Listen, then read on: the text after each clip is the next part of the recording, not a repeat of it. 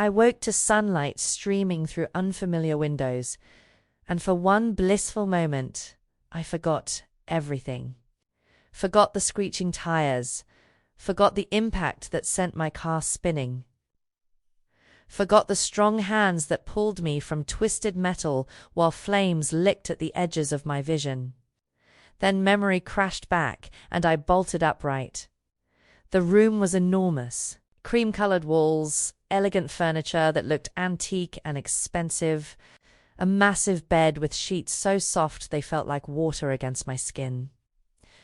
Floor-to-ceiling windows overlooked manicured gardens that stretched toward a tree line in the distance. Everything screamed wealth in that understated way only the truly rich achieved. This wasn't a hospital. This wasn't my cramped studio apartment in the city. Where the hell was I? My body ached. Bruises on my ribs, a tender spot on my temple, but nothing felt broken. Someone had dressed me in silk pajamas I'd never seen before. My clothes were gone. My phone was gone. My purse, my keys, everything. I swung my legs over the side of the bed, testing my weight. Steady enough. I crossed to the door on shaking legs and tried the handle. Locked. Panic clawed up my throat. I was locked in. I rattled the handle harder, then pounded on the heavy wood. "Hello? Is anyone there? Let me out." Silence answered me, thick and suffocating. I pressed my forehead against the door, forcing myself to breathe. "Think, Elena. What happened last night?" I'd been driving home from the office late as usual because Victor had dumped another urgent project on my desk. The streets were empty, rain making everything slick and reflective. Then headlights in my rearview mirror coming too fast. I'd sped up, but they matched my pace. When I tried to turn, they cut me off. The impact. The spinning. The certainty I was going to die. Then him. A man's face, shadowed but somehow commanding, leaning over me as hands worked at my seatbelt. "You're safe now," he'd said, his voice deep with an accent I couldn't place through the ringing in my ears. "I've got you." I'd passed out before seeing more. A knock at the door made me jump back. "Miss Elena?" A woman's voice, older, kind. "I'm coming in with breakfast." A key turned in the lock, and the door opened to reveal a woman in her 60s with silver hair pulled into a neat bun. She carried a tray laden with food, fresh fruit, pastries, coffee that smelled like heaven. "Who are you?" I demanded, my voice shakier than I wanted. "Where am I?" "I'm Rosa, the housekeeper."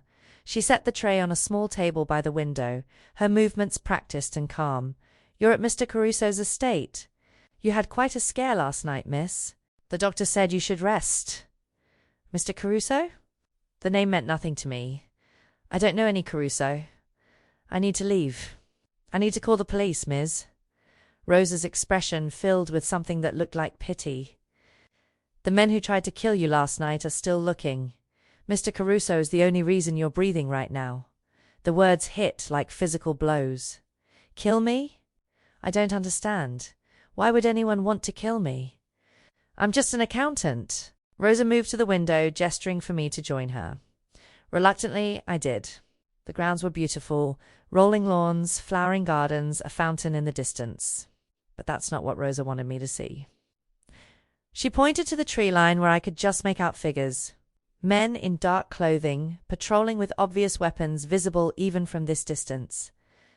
"Mr. Caruso has 20 guards on the property," Rosa said quietly. "All of them to keep you safe. He'll explain everything when he comes to see you this morning. I turned to face her. I didn't ask for this. I didn't ask to be locked in some stranger's mansion with armed guards. Would you rather be dead?" Rosa's bluntness cut through my building hysteria. Her eyes were kind but firm. "Eat, Miss Elena. Regain your strength. Mr. Caruso will answer your questions." She left, and I heard the lock click again. I stared at the tray of food, my stomach warring with my fear. Finally, hunger won. I ate mechanically, tasting nothing, my eyes fixed on those distant guards. I was trapped. A prisoner in a gilded cage. And somewhere in this mansion, a man named Caruso held all the answers. He entered without knocking 2 hours later, and I understood immediately why Rosa had called him Mr. Caruso with such deference. The man who'd pulled me from the wreckage was even more imposing in daylight. He had to be 6'3", maybe taller, with shoulders that filled the doorway. Dark hair styled with careless precision, a jawline that could cut glass, and eyes the color of expensive bourbon that seemed to catalogue everything about me in a single sweep. He wore all black fitted shirt, tailored pants, and moved with the fluid grace of someone comfortable with violence. There was a scar along his left knuckles, thin and white. His cologne reached me even across the room, cedar and something darker, almost smoky. Miss Rossi. My name in his mouth carried a slight Italian accent. I'm Dante Caruso. How are you feeling? Kidnapped, I said, lifting my chin despite my racing heart. Held prisoner. How should I feel? Something that might have been amusement flickered across his face. He moved further into the room, and I fought the urge to step back. His presence filled the space, made the enormous bedroom feel suddenly intimate. You're not a prisoner. You're under protection. He gestured to the sitting area by the window. Please, sit. We need to talk about Victor Reeves. Victor! My business partner at the accounting firm. The name sent ice through my veins. What about Victor? Dante waited until I sat more to keep distance between us than from obedience before settling into the chair across from me. Even seated, he radiated controlled power. Victor Reeves embezzled $5 million from my family's import company over the past 8 months. Dante's voice was calm, almost conversational. He used your credentials, your signature on documents, your access codes. Made it look like you were his partner in the theft. The room tilted. No, that's not. I didn't know anything about. I know. The interruption was gentle, but absolute. I've had you investigated thoroughly, Elena. You work 60-hour weeks, live in a modest apartment, have student loans you're paying off religiously. You're not living like someone who's stolen millions. The relief was dizzying, immediately followed by anger. You investigated me. Of course. He said it like it was obvious. Victor disappeared 3 days ago with the money. His associates think you know where he is, where he hid their cut. Dante leaned forward, elbows on his knees, his gaze pinning me in place. Last night, they tried to kill you. Ran you off the road, would have finished the job if my men hadn't been watching your apartment. Watching my voice cracked. How long have you been watching me? Since we discovered the theft 2 weeks ago. No apology in his tone. I needed to know if you were complicit or a victim. The investigation concluded you were the latter 3 days ago, the same day Victor ran. I doubled your security detail, which is why my men were close enough to intervene last night. I pressed my hands to my face, trying to process. Victor had stolen millions. Used my name, my reputation. People wanted me dead for something I didn't do. The police can't protect you. Dante's voice hardened. The people hunting you have resources, connections. They'll find you in any safe house, any protective custody. They've already demonstrated they're willing to kill in public to get to you. So what? Her hands dropped. I just stay locked in your mansion forever? Until Victor surfaces or until I've neutralized the threat? He stood, moving to the window, his back to me. The morning light illuminated the breadth of his shoulders, the tension in his spine. My family has resources the police don't. Reach they don't. I can keep you alive, Elena, but you have to trust me. Trust you. I stood too, anger overriding fear. You're holding me prisoner. You've been stalking me for weeks. And you want trust? He turned, and the intensity in his eyes stole my breath. Would you prefer I let you leave? Give them another chance to finish what they started? He crossed back to me in 3 strides, stopping close enough that I had to tilt my head back to meet his gaze. I pulled you from that car, Elena. I felt your pulse fluttering under my fingers like a trapped bird. I will not let them touch you again. The possessiveness in his voice should have terrified me. Instead, something warm and dangerous unfurled in my chest. How long? I whispered. However long it takes. His hand lifted, almost touching my face before he caught himself. "You're under my protection now. And I protect what's mine. Mine." The word hung between us like a promise and a threat. Breakfast arrived in a sun-drenched dining room that overlooked gardens so perfect they looked painted. Dante sat at the head of a table that could seat 12, while I was positioned to his right, close enough to feel the heat of his presence, far enough to maintain the illusion of choice. Rosa served fresh pastries, perfectly poached eggs, fruit that looked like it had been harvested that morning. The coffee was rich and dark, probably worth more per cup than my usual grocery budget. "You can move freely within the mansion and grounds," Dante said, cutting into his food with precise movements. "The library, the gym, the pool are available to you. Rosa will show you where everything is." How generous. I couldn't keep the edge from my voice. A bigger cage is still a cage. His eyes lifted to mine, unreadable. "Would you prefer a smaller one? Perhaps a morgue drawer?" The bluntness stole my response. He was right, and we both knew it. I was alive because of him. That didn't mean I had to like my circumstances. "You cannot leave the property," he continued. "No phone calls without supervision. No internet access. Victor or his associates could track your digital footprint. My security team will accompany you anywhere outside this house. So I'm a prisoner. You're protected." He set down his fork, giving me his complete attention. "Alina, I understand this isn't what you want, but the alternative is your death.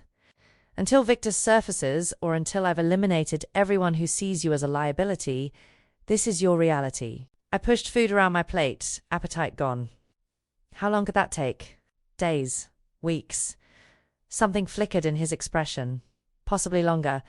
I have a job. A life. People will notice I'm missing. Your office has been informed you're taking emergency medical leave after the accident. Your rent is being paid. Your mail forwarded here." Dante's voice remained calm, factual. "I've handled everything. The presumption should have enraged me. Instead, I felt only exhausted. "You've thought of everything. It's what I do." He stood, moving to the windows. Morning light caught the hard planes of his face, the shadow of stubble along his jaw. "Think of it as a luxury resort with armed guards. Make yourself comfortable. Read, swim, rest. You've been working yourself to exhaustion for months. Victor's doing, I suspect, keeping you too tired to notice his theft. He wasn't wrong. I'd been running on fumes and coffee for as long as I could remember." The door opened and a man entered. The one from last night, I realized. Tall, built like a brick wall, with kind eyes that contradicted his intimidating frame. "Boss." His voice carried a faint accent. "We have movement." Dante's entire demeanor shifted, hardening into something cold and dangerous. "Where?" "Miami." Victor used a credit card at a hotel near the airport. Surveillance caught him checking in under a fake name 2 hours ago. "Sloppy." Dante's voice was ice. "He's panicking." "Good." He turned to me and I saw the predator beneath the polished exterior. "Alina, this is Marco, head of my security team. He'll escort you on the grounds today. Stay visible from the house. Don't approach the perimeter." "Why would I? Because if Victor's running..." "His partners are getting desperate." Dante moved toward the door, then paused. "Marco, double the perimeter guards. Contact our people in Miami. I want eyes on Victor within the hour." "Yes, sir." After Dante left, the room felt emptier, colder. Marco offered a slight smile. "He's intense, I know. But everything he's doing is to keep you alive. By keeping me prisoner, by keeping you breathing." Marco's expression turned serious. 3 people have died in connection to this theft, Miss Rossi.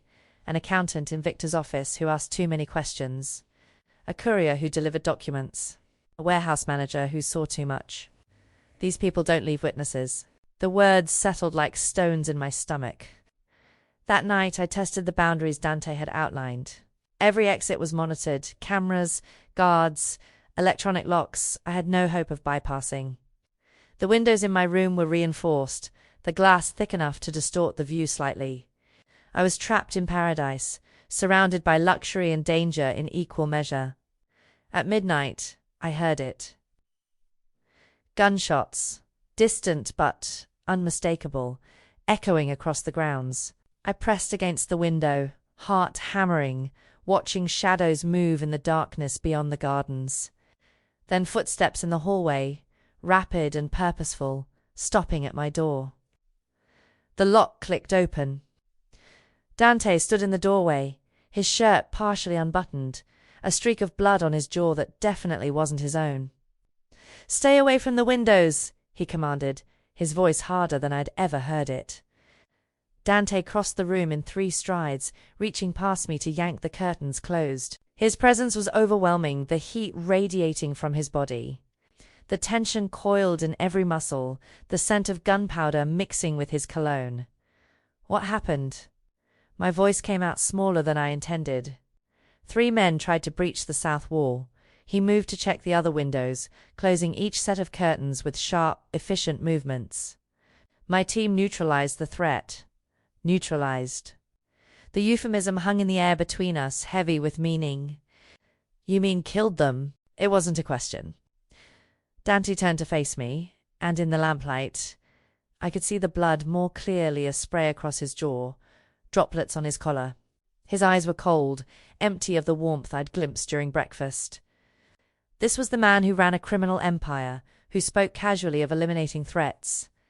Yes, no apology, no justification, just fact. My legs went weak. I sank onto the edge of the bed, hands shaking. People are dying because of me. People are dying because Victor Reeves is a coward who'd rather see you dead than face consequences for his crimes. Dante's voice softened fractionally. He grabbed a tissue from the nightstand, wiping the blood from his face with practiced efficiency. "This isn't your fault. Alina, 3 men are dead. 3 men who came here to murder you in your sleep." He crouched in front of me, bringing himself to eye level. "They made their choice. I made mine. I will always choose your life over theirs." The certainty in his voice should have frightened me. Instead, something in my chest loosened, warm and dangerous. Why? The question escaped before I could stop it. Why do you care this much? You don't even know me. Dante was quiet for a long moment, his bourbon eyes searching my face. Then he sat beside me on the bed, close enough that our shoulders nearly touched, close enough that I could feel the tension gradually leaving his frame. "I had a sister." His voice dropped, rough with old pain. "Lucia. She was 2 years younger than me, brilliant and kind and too good for the world we lived in."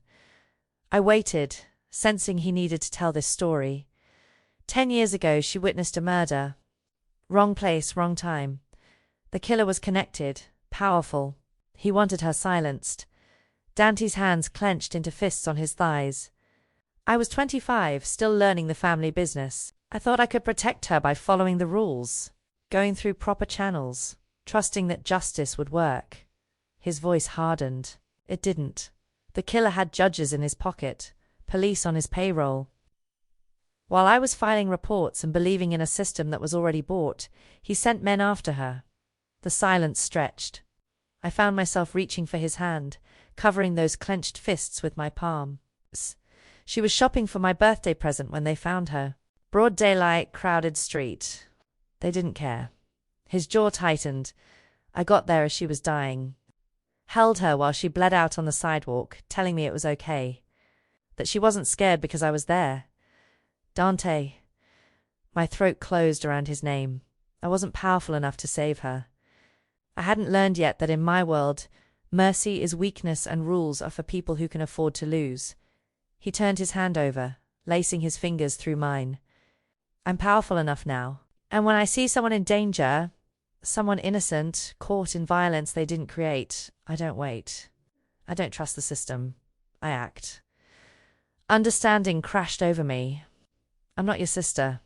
I know. His eyes met mine, raw and honest. But you could have been, and I have the power to stop it this time. So I will. His free hand lifted, fingers brushing a strand of hair from my face with heartbreaking gentleness. I protect what's mine, Alina, and whether you accept it or not, You're mine now. The possessiveness should have sent me running. Instead, I leaned into his touch, exhaustion and fear and something deeper pulling me toward him. Stay, I whispered. Tonight. I don't want to be alone. Something shifted in his expression. Surprise, hunger, carefully controlled desire. Alina, just stay, please. He nodded slowly. I'll stay. I lay back on the bed, still fully clothed, and Dante settled into the armchair by the window. His gun rested on the side table, within easy reach. Protection and danger in equal measure. I fell asleep watching him watch me, his presence the only thing keeping the nightmares at bay. When dawn broke, he was still there. The days blurred into a strange routine. Morning coffee in the sunroom, Dante working from his home office while I explored the mansion like a ghost-haunting paradise. Rosa brought meals, made small talk, treated me like an honored guest rather than a captive. The guards nodded respectfully when I passed. Marco checked in twice daily, professional and kind. But it was Dante I found myself seeking out. I discovered his library on the third-day floor. 2 ceiling shelves filled with first editions, leather-bound classics, novels in Italian and English. I ran my fingers along the spines, marveling at the collection. Someone who lived here actually read these books. They weren't just decoration. The Dante's Inferno's 15th century, his voice came from the doorway, making me jump. A gift from my grandfather. I turned to find him leaning against the doorframe, jacket discarded, sleeves rolled to reveal those scarred forearms. He looked less dangerous like this, more human. You've read all of these? I asked. Most. He moved into the room, pulling a worn paperback from a middle shelf. This was Lucia's favorite. She must have read it 20 times. Rebecca by Daphne du Maurier. I took the book carefully, noting the cracked spine, the dog-eared pages. She had good taste. She had the best taste. His smile was sad, distant. She used to say that books were portals to lives we'd never live otherwise. That every story we read made us more human. She sounds wonderful. She was. He took the book back, returning it to its place with reverence. You're welcome to read anything here. Stay as long as you like. After he left, I curled up in the window seat with a novel, but I couldn't focus. My eyes kept drifting to the photograph on the side table. Young Dante, maybe 23, with his arm around a beautiful girl with dark curls and his same bourbon eyes, both laughing at something beyond the camera's frame. The girl who didn't survive. I found him again that evening in a room I hadn't discovered yet, a music room with a grand piano dominating the space. He sat at the keys, playing something classical and haunting, his eyes closed, completely absorbed. I shouldn't have stayed. This felt private, intimate. But I couldn't make myself leave. When the last notes faded, I applauded softly. He turned, surprise flickering across his face before smoothing into something more guarded. I didn't mean to intrude, I said. You're not. He gestured to the bench beside him. Do you play? Not since high school. I sat, hyper-aware of his proximity, the warmth of his body. You're very good. Lucia loved music. I learned for her. His fingers drifted over the keys without pressing down.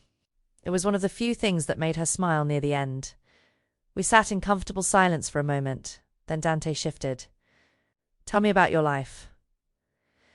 Before Victor, before all of this. Who is Elena Rossi when she's not running for her life? The question caught me off guard. I'm not sure I remember anymore. Tried, so I did. I told him about my dreams of opening my own practice, working with small businesses, making a difference. About my tiny apartment with its view of a brick wall that I'd tried to make feel like home. About weekend mornings reading in coffee shops, the simple pleasure of a life that was mine. You'll have that again, Dante said with quiet certainty. When this is over, I'll help you rebuild. New office, new clients, a fresh start. Why would you do that? Because you deserve better than being someone's scapegoat. His hand covered mine on the keys. You deserve to live the life Victor stole from you. The touch sent electricity up my arm. I should have pulled away.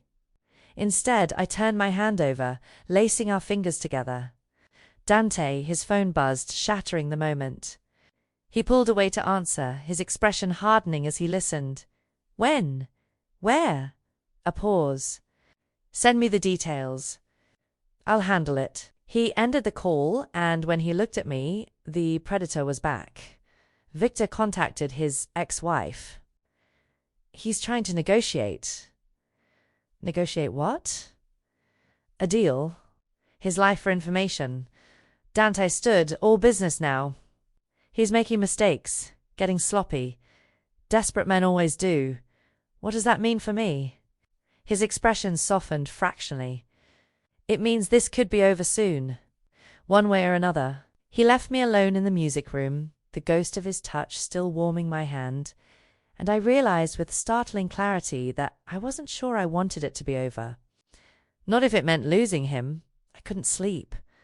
The mansion was silent except for the distant sound of guards changing shifts, the soft hum of security systems monitoring every entrance. I'd tried reading, tried pacing, tried everything to quiet my racing thoughts.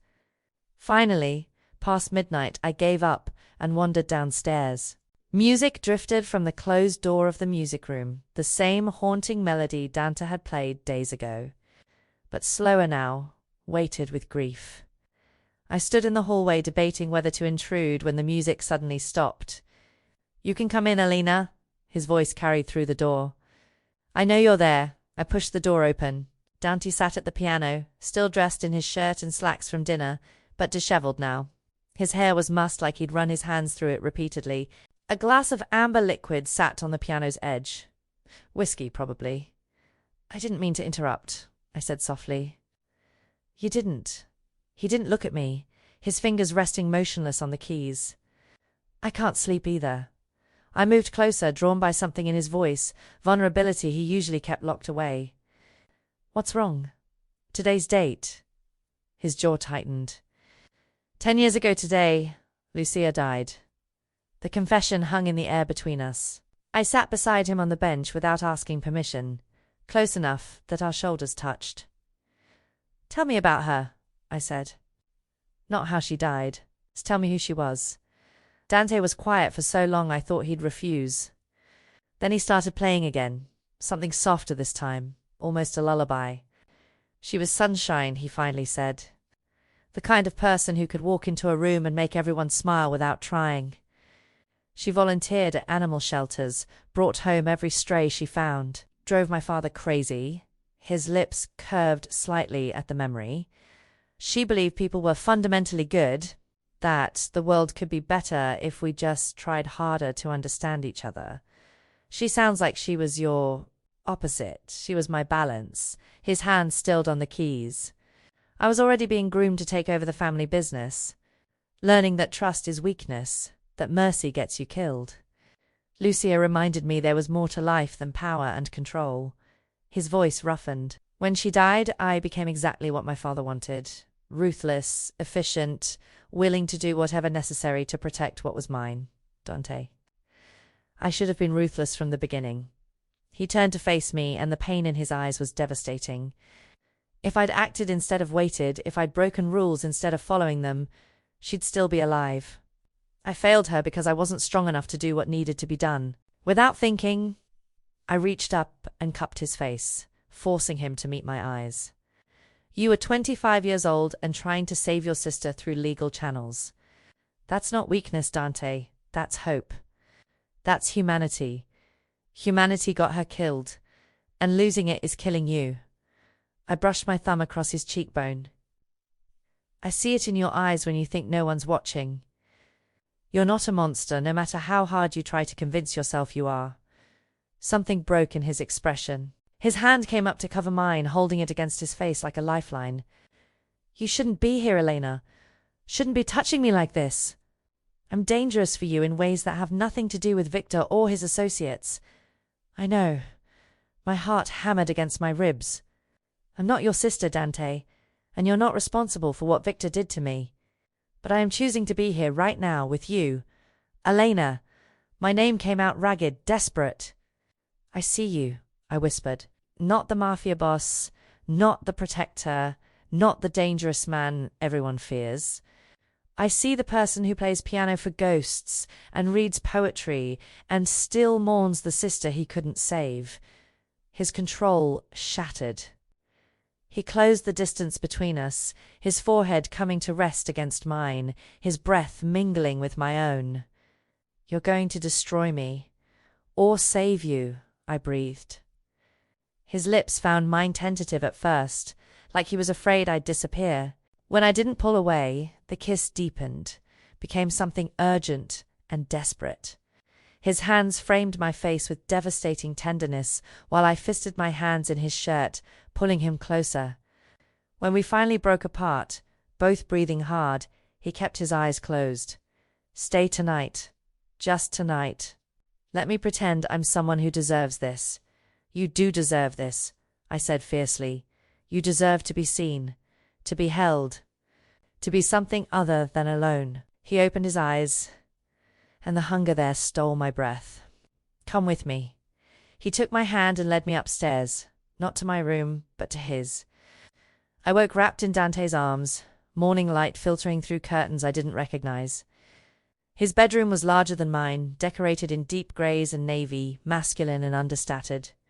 He'd fallen asleep talking, fully clothed, his body curved protectively around mine.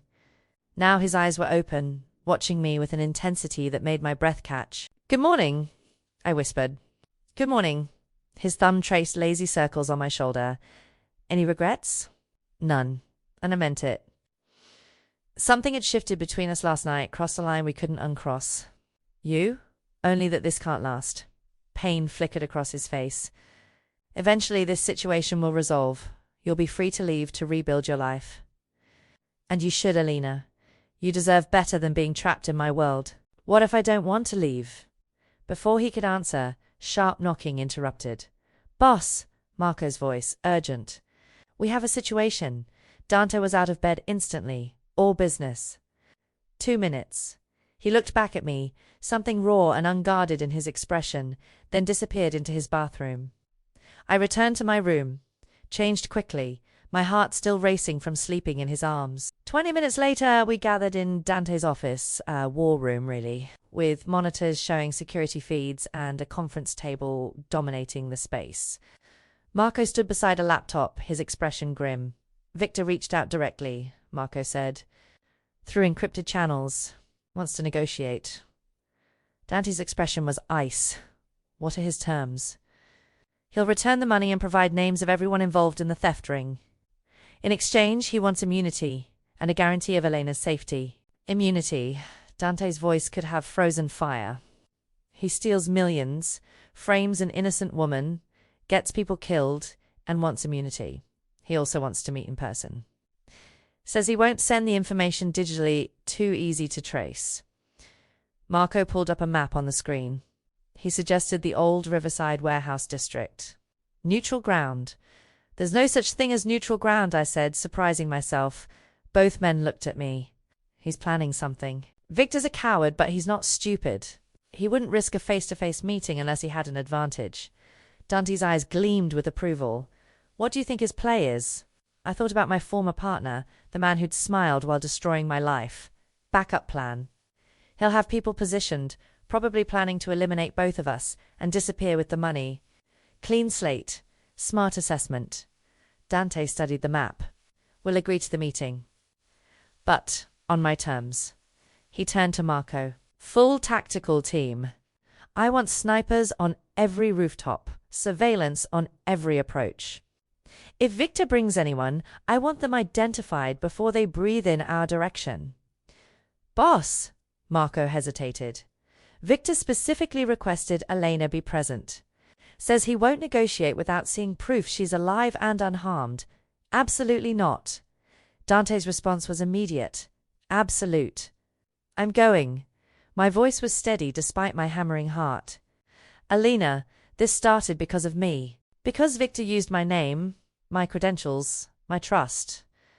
I stood, meeting Dante's dangerous gaze without flinching. I deserve to see this end. To look him in the eye and know he can't hurt me anymore. If something happens to you, you'll have an army protecting me. I moved closer to him, aware of Marco's presence but not caring. You can't keep me locked away forever, Dante. Eventually, I need to face this. Something flickered in his expression, pride mixed with fear. You stay in the secured vehicle with Marco. You don't exit unless I give explicit permission. And if anything goes wrong, Marco gets you out. No arguments. Agreed. Dante turned back to the map, his jaw tight. Set it up for tonight. The warehouse by the river. Tell Victor, 8 p.m. And Marco, yes, boss. Triple the usual security. I want enough firepower to level the building if necessary.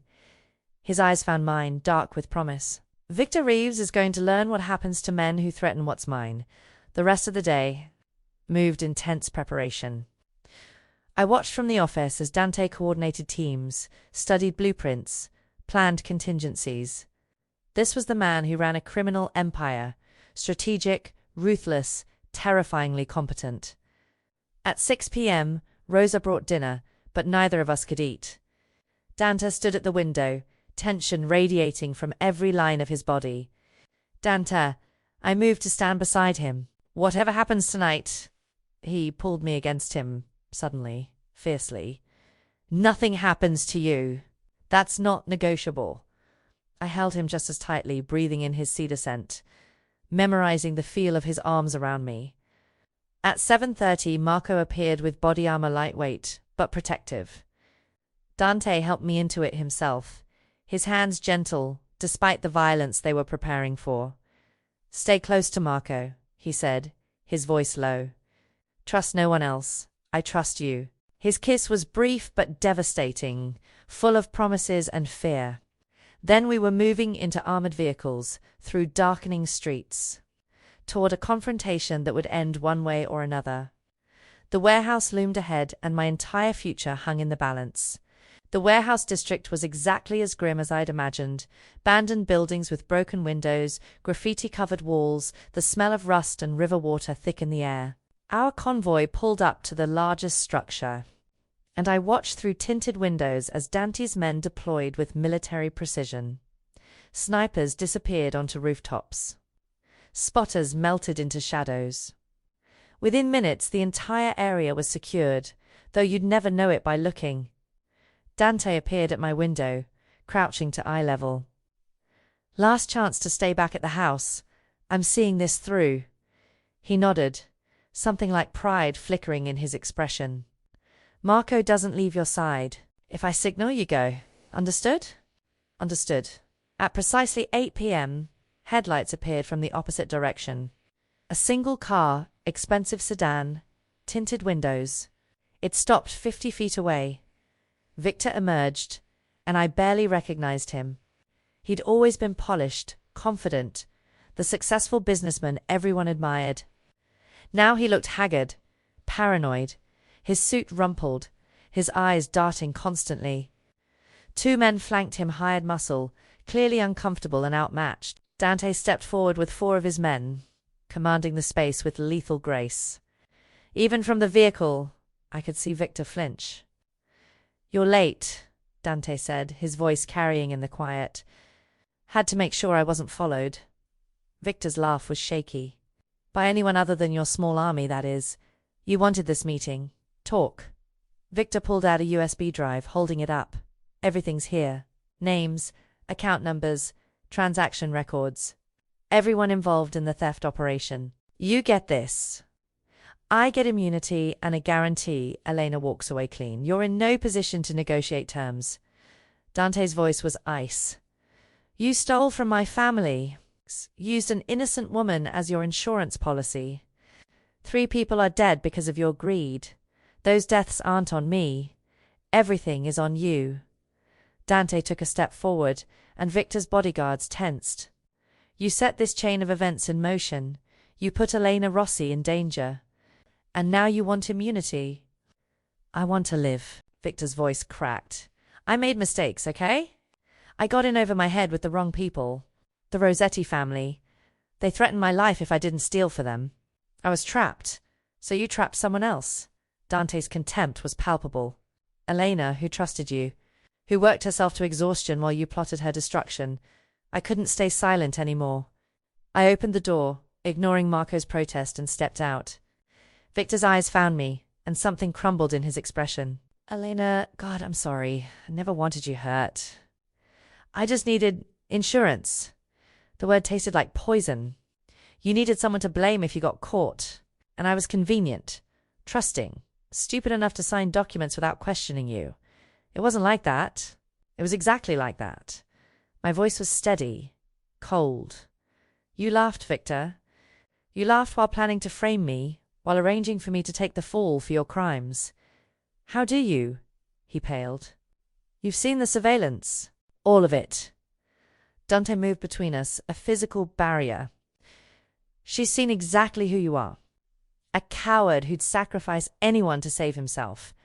Victor's expression hardened, desperation giving way to calculation. Then you know I have leverage. That USB contains information that could destroy half the criminal operations in this city, including yours, Caruso. You want it? Guarantee Elena's safety and my immunity. Otherwise what? Dante's voice dropped dangerously low. You'll go to the police? The same police my family has had relationships with for 3 generations. You'll go public? Expose yourself as a thief? An attempted murderer? I'll disappear with everything. Victor's hand tightened on the drive. And Elena will always be looking over her shoulder, wondering if someone's coming for her. The night exploded into motion. Victor's bodyguards drew weapons. Dante's men responded instantly, red laser sights painting targets. Marco dragged me behind the vehicle as shouts erupted. But no shots fired. Victor stood frozen, surrounded by a dozen guns aimed at his head. His hired muscle had dropped their weapons, hands raised, smart enough to know they were outmatched. Final offer, Dante said, his voice cutting through the tension. You give me that drive and every backup copy you have. You provide testimony against everyone involved. In exchange, I won't kill you. You'll be placed in federal custody, where you'll serve time for your crimes, but you'll live. And if I refuse? Dante's smile was terrifying. Then you die here tonight, and we get the information anyway. Your choice. Victor's resistance crumbled. Federal custody. Protective custody. Away from the Rossettis. Done. Dante gestured, and 2 of his men came forward to take Victor into custody. You try to run, you lie, you hold anything back, I'll find you. And next time I won't be merciful. They led Victor away, and just like that, it was over. Dante turned to me, and the cold mask shattered. He closed the distance in 3 strides, pulling me against him with desperate relief. Are you hurt? No, I'm okay. I held him just as tightly. It's really over. It's over. The drive back to the mansion was silent. Dante held my hand the entire way, his thumb tracing patterns on my skin, his grip almost painful in its intensity. Marco drove, giving us privacy behind the partition. Victor will be transferred to federal custody by morning, Dante finally said. He'll testify against the Rossetti family and everyone else involved. The charges against you will be formally dropped within 48 hours. Freedom. Real freedom. The words should have filled me with joy. Instead, I felt hollow. I'll arrange the apartment I mentioned, Dante continued, his voice carefully neutral. 2 bedrooms, good neighborhood, safe. I've already set up accounts in your name, enough to live comfortably while you rebuild your practice. He paused. Or you could go anywhere. Start over completely. New city, new name if you prefer. You've thought of everything. My voice sounded distant, even to my own ears. It's what you deserve. A real life. Freedom to make your own choices without fear. His jaw tightened. Without me. The mansion appeared ahead, lit up like a beacon. Home, some traitorous part of my brain whispered. Inside, Rosa had left the lights on in the foyer, a small gesture of welcome that made my chest ache. Dante released my hand as we entered, creating distance between us. I'll have my lawyer send the paperwork tomorrow, he said, professional now, the protector rather than the man who'd held me through the night. You can review everything. Make sure it's to your satisfaction. If you need more, if there's anything, stop. I turned to face him. Just stop. He went very still, those bourbon eyes guarded. Elena, do you want me to leave? The question came out steadier than I felt. Honestly, do you want me gone? What I want. He cut himself off, his control fracturing. What I want doesn't matter.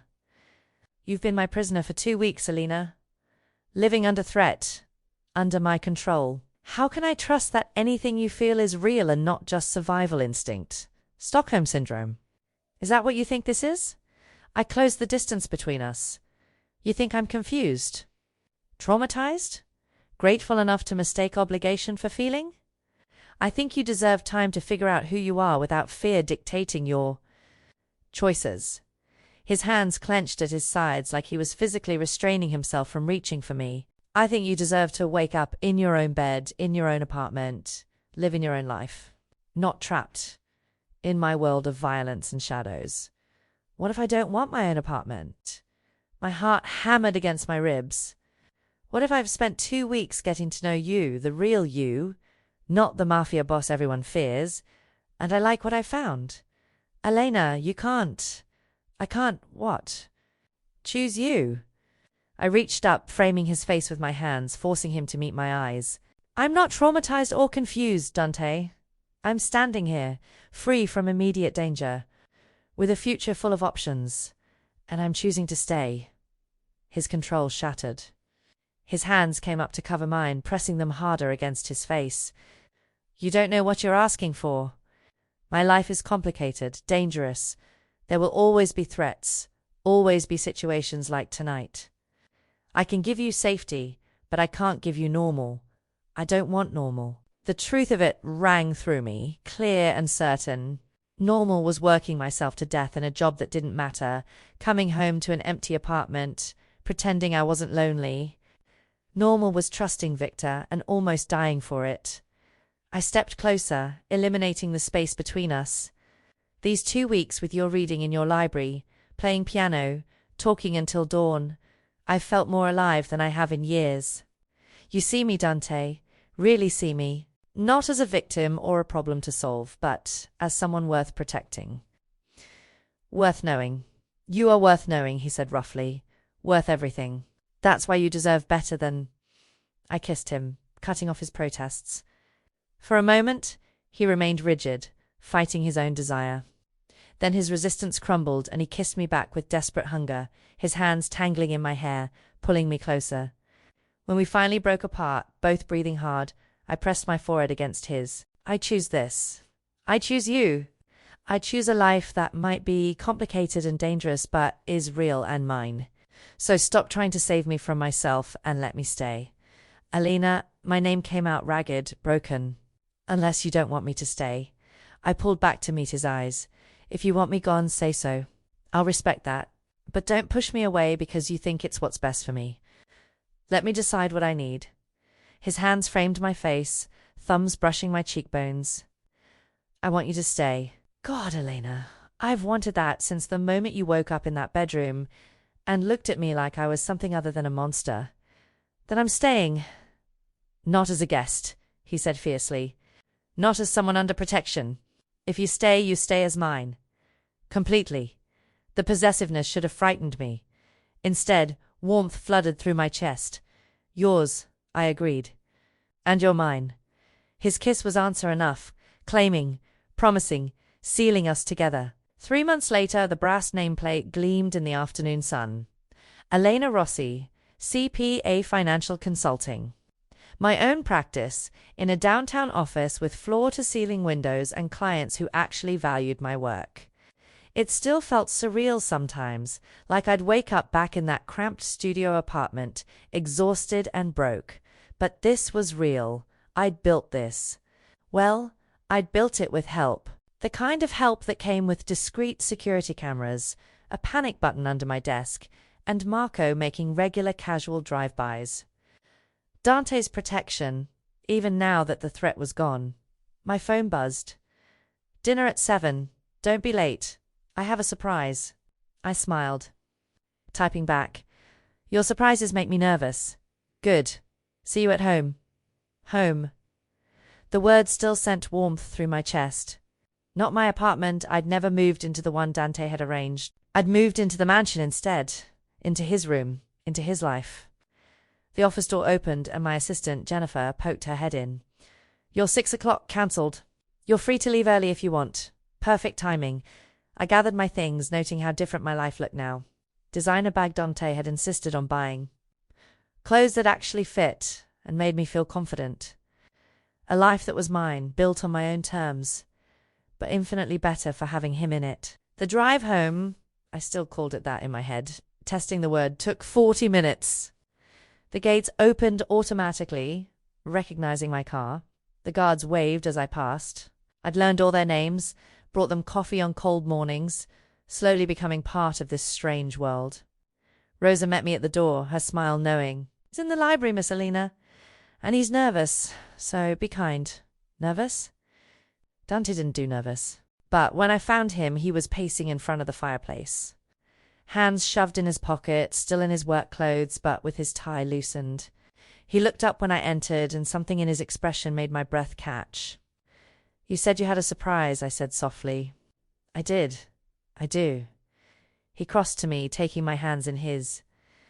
"Alina, these past 3 months have been the best of my life. Watching you rebuild your practice, seeing you smile without fear, coming home to you every night. It's everything I didn't know I needed." My heart started racing. Dante let me finish. His thumb traced circles on my palm. "I know this life isn't conventional. I know I come with complications and danger and a world most people would run from. But you chose it anyway. Chose me anyway." He released one of my hands to reach into his pocket, pulling out a small velvet box. My breath stopped entirely. "I'm not good with speeches," he said, dropping to one knee. "But I'm very good at keeping promises. And I promise you this.